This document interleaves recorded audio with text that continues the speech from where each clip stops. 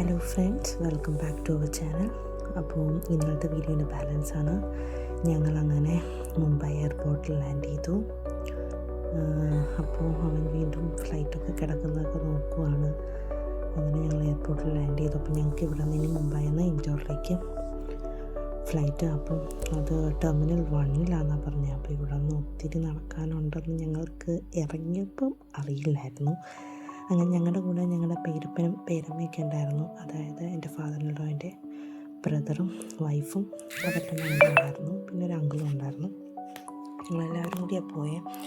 അപ്പോൾ പേരപ്പനും പേരമ്മയ്ക്കും നടക്കാനൊക്കെ ബുദ്ധിമുട്ടുണ്ടായിരുന്നു. ആക്ച്വലി ഞങ്ങൾ ഇത്രയും ലോങ് നടക്കണമെന്നൊന്നും കരുതിയില്ല. അതുകൊണ്ട് ഒത്തിരി ലോങ് നടക്കേണ്ടി വന്നു. കാരണം ടെർമിനൽ 1-ലേക്ക് ഇവിടെ നിന്ന്, അതായത് ഇപ്പം ഞങ്ങൾ ഇറങ്ങിയ എയർപോർട്ടിൽ നിന്ന് വേറെ അപ്പുറത്തോട്ട് പോകണം. അത് ബസ്സുണ്ട്, ബട്ട് ആ ടെർമിനൽ അങ്ങോട്ട് പോകാൻ വേണ്ടി താഴത്തേക്ക് പോകാൻ ഇറങ്ങാൻ ഒത്തിരി ഉണ്ടായിരുന്നു. ഇടയ്ക്ക് ചെറിയ ഇങ്ങനെ എസ്കലേറ്റർ ഉണ്ട്, നടന്ന് പോവും. നടക്കണ്ട, അവിടെ നിന്നാൽ മതി. പക്ഷെ അത് കഴിഞ്ഞിട്ട് ഒത്തിരി അങ്ങോട്ട് നടക്കാനുണ്ടായിരുന്നു. അങ്ങനെ ഞങ്ങൾ ടെർമിനൽ 1-ലോട്ട് പോവാണ്. അങ്ങനെ ഞങ്ങൾ എയർപോർട്ടിൽ നിന്ന് ടെർമിനൽ 1 എയർപോർട്ടിലേക്ക് അവരുടെ ഇൻഡിഗോയുടെ തന്നെ ബസ്സിന് പോയിക്കൊണ്ടിരിക്കുകയാണ്. അപ്പോൾ ജസ്റ്റ് മുംബൈ സിറ്റിയൊക്കെ ഒന്ന് ബസ്സിലിരുന്ന് കാണാൻ പറ്റി. അവിടെ ഇറങ്ങാനൊന്നും പറ്റിയില്ല. അങ്ങനെ ഞങ്ങൾ അതൊക്കെ കണ്ടു. ഇങ്ങനെ ഒരു ഇച്ചിരി ദൂരം ഉണ്ടായിരുന്നു കേട്ടോ അങ്ങോട്ട് പോകാൻ. അപ്പോൾ ഞങ്ങൾ ബസ്സിലിരുന്ന് ഇങ്ങനെ ട്രാവൽ ചെയ്തുകൊണ്ടിരിക്കും. അപ്പോൾ മുംബൈ സിറ്റിയിലെ ഇങ്ങനെ വീടുകളെന്നൊക്കെ പറഞ്ഞാൽ എന്താ, ഇങ്ങനെ കണ്ടോ, ഇത് കണ്ടോ, ഇങ്ങനെ ഷീറ്റ് വെച്ചിട്ട് ഇതവർ ആൾക്കാർ താമസിക്കുന്ന സ്ഥലമാണ് കേട്ടോ. അപ്പോൾ അങ്ങനത്തെ വീടുകളൊക്കെയാണ് അവിടെ ഭൂരിഭാഗവും. അങ്ങനെ ഞങ്ങൾ നെക്സ്റ്റ് ഫ്ലൈറ്റ് എടുക്കുവാണ് അവിടെ നിന്ന് ഇൻഡോറിലേക്കുള്ള. ഞങ്ങൾ ബസ്സിൽ വന്ന് ഫ്ലൈറ്റിൻ്റെ അവിടെ ഇറങ്ങി.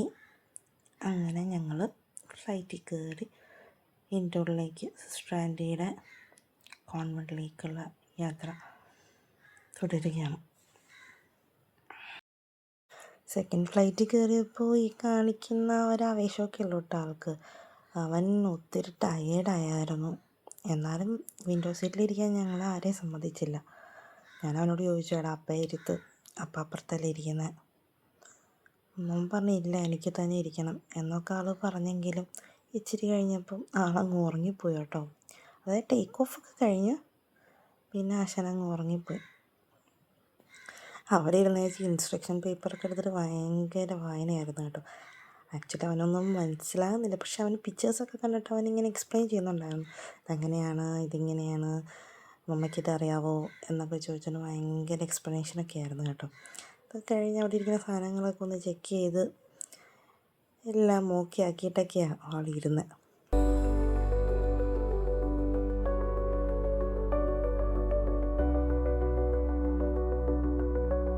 അങ്ങനെ ഫ്ലൈറ്റ് സ്റ്റാർട്ട് ചെയ്തു. ആക്ച്വലി അത് ടേക്ക് ഓഫ് ചെയ്ത് മേളിൽ ചെന്ന് കഴിയുമ്പോൾ താഴോട്ട് നോക്കുമ്പോൾ ഒരു പ്രത്യേക ഭംഗിയാണ് കേട്ടോ. നൈറ്റ് വ്യൂ ലൈറ്റ്സൊക്കെ വരുമ്പോഴേക്കും നല്ല രസമായിരുന്നു കാണാൻ.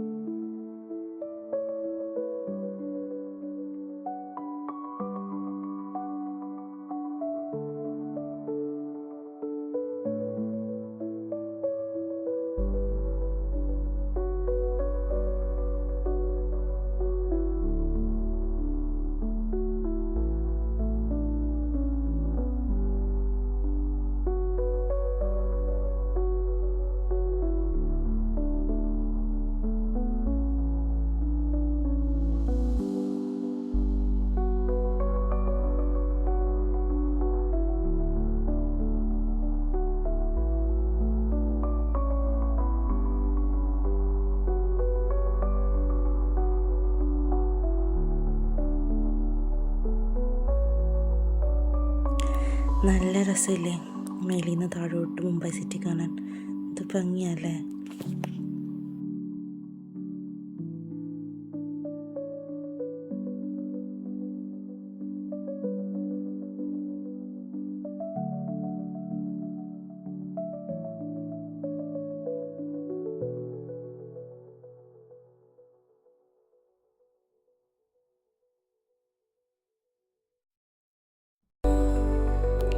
അങ്ങനെ ഞങ്ങളൊരു 10:30 ഒക്കെ ആയപ്പോഴേക്കും 10:30 കഴിഞ്ഞു. ഞങ്ങൾ ഇൻഡോർ എയർപോർട്ടിൽ ലാൻഡ് ചെയ്തു.